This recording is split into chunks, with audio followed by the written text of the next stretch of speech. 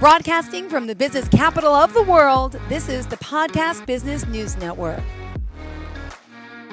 And welcome back to the show. We are joined here once again with our friend, Kat Schwarz, and she's here to tell us, well, of course, we're going to talk personal stories as well, but the work she does to help so many people through her energy healing, through her coaching, through her just being a good person. Kat Schwarz, welcome to the show. How are you?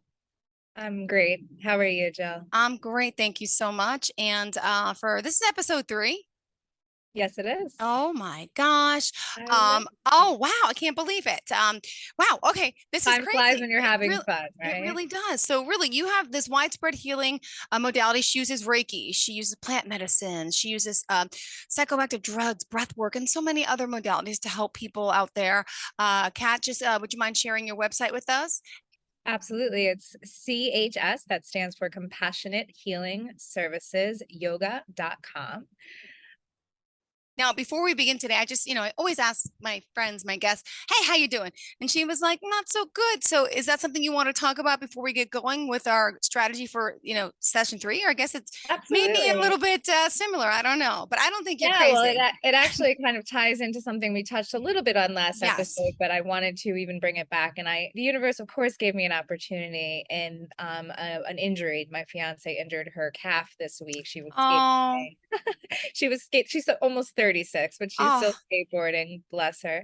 And she was pushing off the skateboard and felt a real bad pain in her calf and tore her calf muscle. And what I wanted to say with that is, as my background is as a physical therapist, and I don't work in traditional physical therapy anymore, but my work really now integrates the best of the Western and Eastern modalities. So for instance, this week when I got a call from her that she was on the side of the road in pain, we didn't just do Reiki, right? We didn't yeah. just do crystals and oils. Of course, we went to the urgent care and we got her the urgent help that she needed. And she's in a boot and she's on a crutch. And, all of that is still, of course, very important. You don't throw the baby out with the bathwater, but I do think it's very important. And as a medical society, currently we do tend to go straight to the pharmaceuticals. We tend to go straight to the modalities that, yes, of course, I believe that God planted the scientists here too that helped us create these incredible medicines and these other healing modalities, but unfortunately at the cost of, in a lot of cases, doing things that are less invasive, that Yeah. are more accessible to everybody, not just those with health insurance. Yeah. Oh, absolutely. Well, thank you for sharing that. And I hope she's okay, first and foremost. Skateboarding. I can't even stand on a skateboard. I mean, that's I like I can ride agree. a bike. Can you? Are you active like that, like her, or no? Oh, I mean, no. Watch those We're things cut from on different TV cloth. and they're like up on the things and they're going down the steps on the railing. And I'm like, how? How? I mean, what a gift. What a Absolutely. Well, talent. Well, she's definitely the adrenaline junkie well, of the bless her. Please wish her happy healing. And you know yeah. what? Last time you said, sometimes, you identify yourself as crazy, which I don't think so. But you say it's a deliberate choice, right? To reclaim a word that historically really has been used to silence, to shame people. I so get it, and dehumanize people. And you know what? Let's talk a little bit about. You said, you have extrasensory perceptions beyond the 5 senses. A lot of people out there do, but when combined with that knowledge, people call you crazy, call you woo, call you what, doesn't matter. You are you're better than crazy. People say that because they're so naive, they don't know what to call it. So Yeah. people out there, if you ever say those or think those about something else, reframe your thinking, because words are still hurtful here. She's not crazy. She's more knowledgeable, she's eclectic, she's unique, and embrace it and own it, because girl, you've been through a lot. You've shared with me personally and our listeners, and you've come so far, and here you are now helping so many others. So you want to call that crazy, fine, but to me that sounds like a pretty damn great place to be and a great word for you. I mean, I say I'd rather be crazy than dead, Yeah. right? Mm-hmm. And all it does is take going to my website and seeing the types of services I offer, the very unique services I offer, whether in the realm of Reiki healing and mediumship, Yoga, of course, and meditation are a little bit more accepted, but it is absolutely following a more Eastern line of thinking in regards to healing ourselves. And I will talk a little bit more at the end of the episode about how that's been such a privilege for me. And that's not to Yeah. that's I don't mean that in a positive way. I mean, it's taken a lot of privileges for me to get to the point that I'm getting. But you're right, it is a very deliberate choice to use that word crazy, because I have found that it's a word what and we tend to use that word very colloquially in our anytime something isn't of the norm, but far more concerningly is when in the mental health realm you actually get a label. You get a label or a diagnosis, and for me those labels included postpartum depression, postpartum anxiety, Yeah. bipolar disorder. um, and when I got with the diagnosis of bipolar disorder, with that came a lot of stigma, a lot A of lot. shame, Yeah. a lot of really truly believing that these mood stabilizers were my only hope for a normal life, whatever that means. And because they were so harsh on my system and there were so many side effects that were unforeseen and truly intolerable, it took having a psychiatrist validate for me that I wasn't, quote, crazy, that I Yeah. was intuiting or perceiving what was happening to me accurately, and really started not focusing on the label, but focusing on me as a human being. And I wish I could say that's not unusual, right? I wish Yeah. that was the case with all medical professionals, but unfortunately not. And for this particular doctor to not label me as crazy, even though my symptoms at the time, I mean, I don't want to diminish Yeah. the severity of mental health symptoms that I was having. I did Mhm. indeed have a 6-day manic episode. I did indeed have anxiety so severe that I would vomit every 6 hours if I didn't take Xanax at that time. My Wow. depression was so severe, I spent 6 months contemplating suicide. It just did not seem survivable. And I want to also say that I was at first from the end of 2000, I'm sorry, the middle of 2017 in the summertime, when I finally had that psychiatrist validate my use of cannabis as medicine, validate all that I had been discovering, that yoga was very, very medicinal for me, Mhm. everybody really, but it was something that I had only ever tried in before for weight loss and never just for inner peace. So Yeah. the more yin styles of yoga were very, very medicinal. Started validating for me.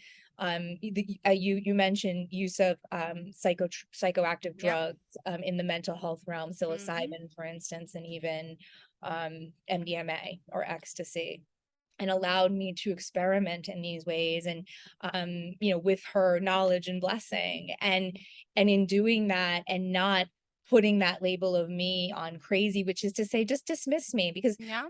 what I found was so much of all of the treatment that I pursued, whether it was in form of pharmaceuticals, whether it was talk therapy, which I did for the better part of 9 years, whether it was EMDR or DBT, dialectical Mhm. behavioral skills training, less so with the DBT, but certainly with the pharmaceuticals and on some therapists that I had that were less than good. It seemed that the goal was to just silence me and really get me to stop talking about the things that were really bothering me, the things that were Mhm. actually the root causes of why I felt so hopeless and why I felt as though I had no other options. Um, and allowed me to explore and experiment in a way that was truly life-saving, and on the other side of that, inaccessible to most. Yeah. Well, I appreciate your openness, your honesty and willingness to talk about this because it is helping so many people, and clearly that's what you're here to do with your company and what you've been doing. Also, for today in this episode, what else did you kind of want to get into? Would you mind sharing? Absolutely. So you had talked about, part of the reason I call myself crazy, and if you look on my website and see the services that I offer, you'll see that I offer services in the realm of extrasensory perception, or Mm-hmm. ESP. And I had shared in a previous episode that my first truly psychic experience was when I was 6 years Oh, old, that yeah. I can really look back on that time and recognize when I had a knowing that I shouldn't, quote, shouldn't have had. So obviously the five senses we all know: our sight, our smell, our taste, our touch, and our sight and our hearing, right? So those are the five senses that we know. And the the touch we can think about both in the sense of physical touch, pain, temperature, even emotional awareness, things of that nature. Those are our five senses. When we talk about the extrasensory perception, or the clairs, I do want to go through them Yep. because Claire. it's I always get them something. confused. So please, Claire Absolutely. Sensation, Good. clairvoyance, Claire. I'm like, I was like, so I'm glad we have it in writing. Go ahead. Absolutely, absolutely. So we'll talk about the first one. The Thanks. first one is clairaudience. So clairaudience would be hearing a voice typically outside of your, so it's a voice that's perceived outside. So you're going to very much feel like someone said your name outside of your own head, but you're not going to see anything. So I Okay. do have clients, I see children who have this ability and will hear their names called. And it can be, of course, very disconcerting if someone doesn't nurture that for you, or validate that for you, or tells you, oh, that's not happening, or that's not Mm-hmm. real. The next one is clairvoyance. That is when you are seeing something beyond your physical eyes. That can happen. I chose the first two in order, just because these are the ones I experience the least amount. For me Mm-hmm. personally, clairvoyance has just more recently started to happen in the form of flashes of pictures and what would someone would call their third eye.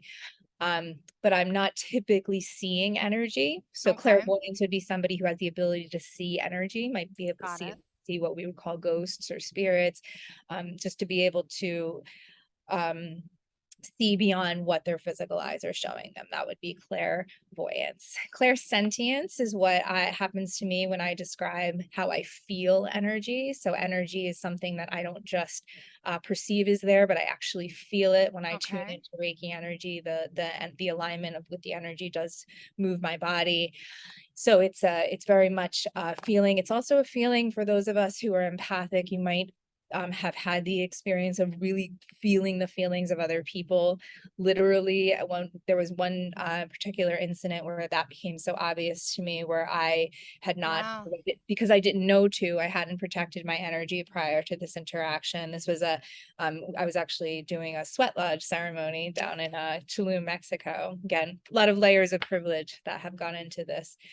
And one of the women who was very, very anxious about the conditions being so closed and dark and Um, hot was about to have a panic attack. And when I wasn't feeling nervous, I was feeling excited. But when she was told that she couldn't leave, even if she felt that she needed to, she was stoic, but I began to cry. And I yeah. knew that that emotion was not mine. Because I wasn't feeling the way, that emotion did not match how I was feeling. So Mm-hmm. it's very real when I say you feel the emotions, or you even express the emotions of other people. That's clairsentience. And then lastly would be claircognizance. And this is where and I do very much connect strongly with this, Claire. It's an innate knowing, is a knowing that isn't there for any other reason than you know it.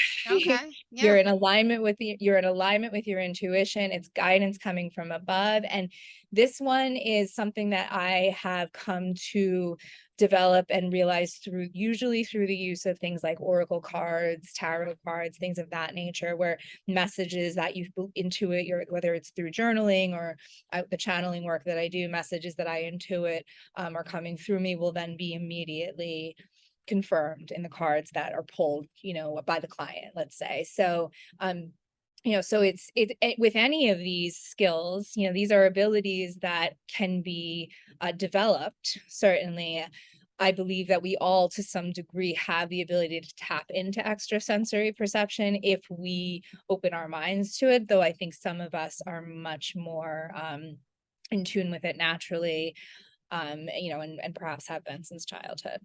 Wow. Thank you for sharing that, because it always gets me confused. So again, which one are you? You're Claire. There's the two that I've The most deeply connect with her clairsentience and Sent claircognizance. I do sentience. also have some clairvoyant abilities, Wow. less so with clairaudience. Got it. So you say just because you're not highly sensitive or have ESP doesn't mean the same is true for your children as well, right? Because now most kids you say are highly intuitive and they probably are all these things, but we kind of push it away from them. We don't condone it. We don't. Can you explain that? Because it kind of happened to you as well, right? It absolutely happened to me, and it started me on a path that was ultimately very self-destructive and self-sabotaging. And as I said, really came to the point where I became suicidal before I started um, looking at this in a different light. And so exactly. So if you don't have, just because you might yourself not have these abilities, does not mean that your children might not. In fact, all children that are born are, kind of, clean slates, right? This Yeah. energy that comes in is um is pure. So children, most of the time, if they're not taught away from it or conditioned away from it, which is typical. It's typical for families to condition their children away from these gifts and these knowings. We talked a little bit last time, whether it's denying that they have an imaginary friend, or that the intensity of their pain is as much as Yeah. they think it is, or even that they're feeling the emotions they're feeling. How often do parents say, "Oh, you're not that mad," or "You're just this," or "You're just that." You're just tired, as opposed to really angry or hurt about the thing that just happened. So it's very common, but the results of it are not at all benign, right? So it's something that um I would highly recommend to all parents who even suspect that their children are intuitive or spiritually gifted, or seeing or perceiving things that they aren't, that either start reading up on it yourself, Yeah. or reach out to someone like me. Get help from somebody who has these abilities and can help nurture these abilities. Because we had alluded to it in the beginning about the when we combine the fact that we really are at our core Or energy, right? Some people call it the soul, some people call it the higher self. It's the energy of who we are. When we combine that fact, that reality, and many of us really are highly sensitive to those energies, or highly sensitive, or have these extrasensory abilities that are, in some cases or most cases, being denied, dismissed, medicated for, right? Think about what we said about clairaudience, right? What do we do to people who say they hear voices? We call them schizophrenic, and we put them on medication that potentially silences them for life, right? And they never speak about it again because they were told this was pathological. yeah. So when we take this reality that we are at our core energy, and that alignment with that energy is the only thing that ever really truly makes us feel good, Yeah. and we combine it with what we know about the adverse childhood experiences study, which is that most adults have experienced some trauma in their childhood that is very likely to be having an impact on their physical or mental health. More so, obviously, the more traumas you experience, and it has a complex or compounding effect. And we can start to understand or appreciate why we've been Why? seeing, especially in recent decades, just a really disturbing, alarming rise in the rates of, let's say, suicide, losses to addiction, losses to alcoholism, eating disorders, and even homicide, right? That's become, so much more of a reality for all of us. And, the other part of this week that was really hard, besides my Uh, fiance's physical injury, was unfortunately the news that she lost a second friend this week to or a second friend this year to drug addiction. So this is very much something that is a present reality for all of us, and I think we are doing ourselves a real disservice to not focus on the real root causes of that. Right? When we can't separate these issues, we can't separate the reasons that yeah. people are losing their lives at higher rates to suicide, than from the fact that more and more people are turning to drugs, right? When there's a part of you that is not being validated, that's being shamed, dismissed, denied first by others and then by you, right? It's an internalized process. Yeah. um we can't wonder Ugh. why then people turn to drugs or alcohol, or just decide that the only option is to remove themselves, right? These are heavy topics and they're not fun to talk about, but unfortunately they are a reality. And I think we need to um I think a good analogy would be like, it feels like we're looking at the Ugh. smoke rather Yep. than the root cause of the fire. Yep. Oh my gosh.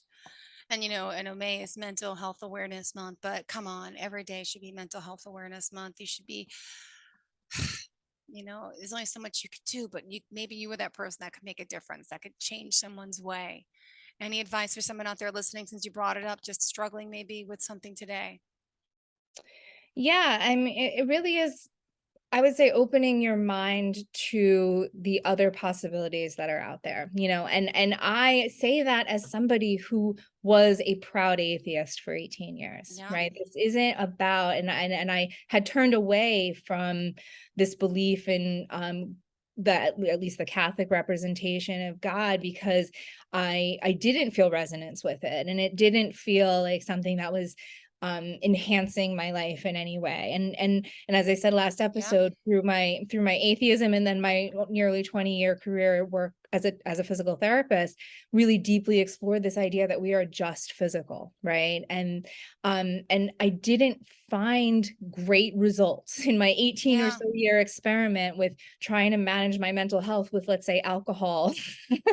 Yeah. And just buying into this idea that's how we manage our really stressful lives, is by drinking. And I grew up in an Irish family, and drinking was something that was allowed for me, before it was even legal. And it was a coping mechanism, a crutch for a really long time for me, Yeah. almost 20 years. And it contributed greatly to the worsening of my depression and anxiety, and the medications that I was prescribed. And again, this is not, I'm not against, and I'm not anti-medication, and I'm certainly not anti-medication that's working for people, right? Yeah. There are people for whom mood stabilizers are lifesavers, and Yep. certain SSRIs or SNRIs have significantly improved their life, and they wouldn't want to try it without it. And I'm certainly not suggesting they must, but for those like me who had tried everything that was traditionally available in the mental health sphere, the things I've already mentioned, the pharmaceuticals, number one,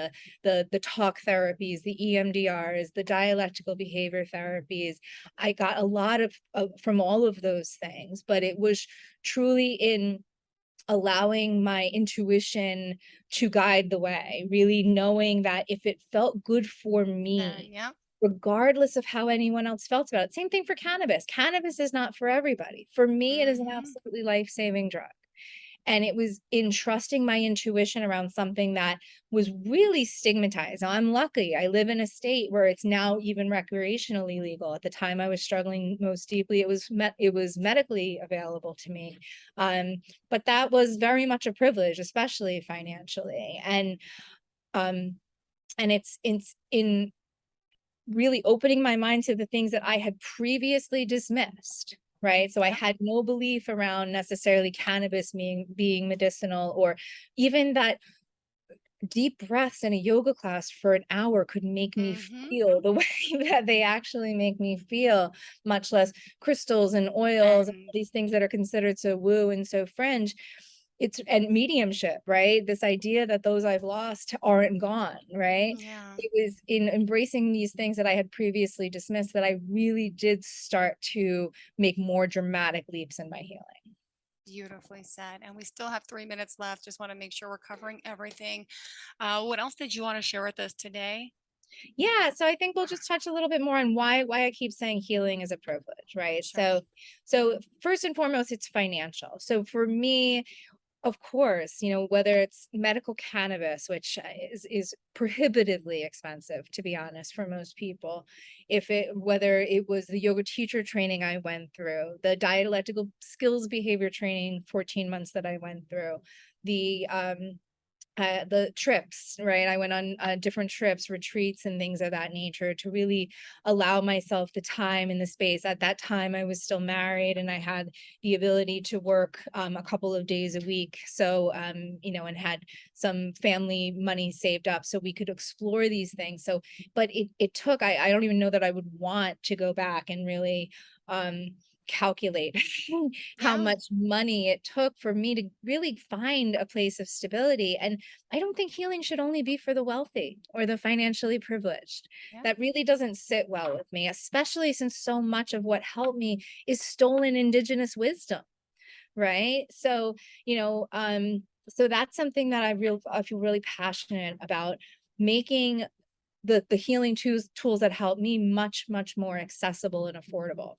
The Yeah. other privileges that I'm afforded that I know, at this time really help me to make it when so many people don't, my racial privilege, right? My educational privilege, and just the fact that I have a master's degree and, and I was in the healthcare sphere. So when I was Yeah. advocating for myself, I had a foundation so many do not. And then my body privilege, my thin privilege, the fact that I don't have a body that's discriminated against because of its size, and I have abilities. I'm not I'm not disabled in any way. These are all things that I know contributed to me being taken seriously, to me being listened to me being allowed to do things my way as opposed to the way that so many other people are forced to do. I have a dear friend, who was forced because of his diagnosis of schizoaffective disorder. He was forced for 1 year to have Haldol injected directly into his body. And Wow. he said it felt like battery acid going through his veins. I mean, these are incredibly invasive medications and procedures and things that in some cases can be beneficial and in other cases can be straight up cruel and inhumane. And I am a passionate advocate Clearly. Well, it's always for, a pleasure getting for together making with this you. more affordable and accessible. So thank you for giving me the platform. Thank you for being here. And if we want to reach out to you, would you mind sharing all forms of contact again? Please. It's CHS, that stands for my company name, Compassionate Healing Services, yoga.com. I can be found on Instagram at Compassionate Healing Services. My phone number is 856-334-0018, and you can email info@compassionatehealingservices.com. Perfect. Thank you so much for being here. And thank Thank you, you Jill. again. Best of luck to your fiance. I hope she feels better. Thank All you. right. Thank you so And much. enjoy your Labor Day weekend. Hopefully, you can relax an extra day and not worry about things as much. Have a good day. And no skateboarding for her. And you don't try it either. All right. Well, Goodbye. at least 6 weeks, she's out of luck, so. Are you looking for even more of the podcasts and hosts that you love? The Podcast Business News Network is proud to announce that you now have even more ways to listen live. Check out the MyTuner Radio, online radio box, and Simple Radio apps on iOS and Android, or find us online. Search for Business News Network on mytuner-radio.com, or search Podcast Business News Network on streama.com and onlineradiobox.com/US. Take your podcast on the go and don't miss a minute of the action.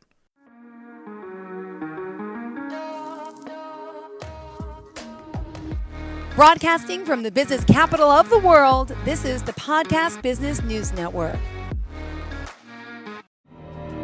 For nearly 2,000 severely injured veterans, everyday life has become filled with barriers. Day-to-day simple tasks can become pretty daunting. I have to carry my chair up 2 flights of steps or have somebody do it for me. What scares me the most is just the falling. When I'm struggling with my house, I think, to have that one great barrier just knocked down, it's crucial. Home for Our Troops is a wonderful nonprofit that builds a Mortgage-free, fully adaptive, handicap-accessible house. And there's no catch. It'll be our very first home that we've ever owned. This is a game changer. This is where your life begins again. We need you to join us in completing this important mission. Please visit hfotusa.org and help build homes and rebuild lives. Because of you, everything's going to be okay.